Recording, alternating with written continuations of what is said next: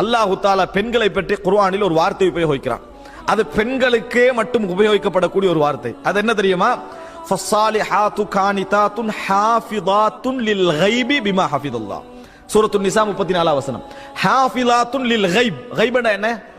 மறைவு. ஹாஃபிதாத்துன்னா பேணக்கூடியவர்கள். மறைவை பேணக்கூடியவர்கள் என்று சொன்னால் கணவன் கண்காணிக்காத நேரம், கணவன் அவதானிக்காத நேரம், கணவனுக்கு தென்படாத நேரம், கணவனால் அவதானிக்க முடியாத நேரத்தில் கணவனை பேணிக் கொள்வார்கள். கணவனை பேணிக் கொள்வார்கள். அந்த கணவன் தைரியமாக வெளியே போகலாம். என் மனைவி ஒழுக்கமானவள், ஒரு நாளும் என் ஒழுக்கத்துக்கு பங்கு விளைவிக்கின்ற வண்ணம் ஒரு பார்வை கூட என் மனைவிடமிருந்து வெளிப்பட மாட்டாது. என் மனைவி என்ன மிகவும் ஒழுக்கமானவள் என்கிற நம்பிக்கையை 100க்கு 100% நிரூபிக்கின்ற வண்ணம் ஒரு மனைவியுடைய வாழ்க்கை இருக்க வேண்டும். அதனாலதான் அல்லாஹ் தஆலா மரியம் அலைஹிஸ்ஸலாத்துடைய ஒழுக்க நிலையை சொல்லித்தான் என்ன செய்யறான்? பாராட்டுவதை நாங்கள்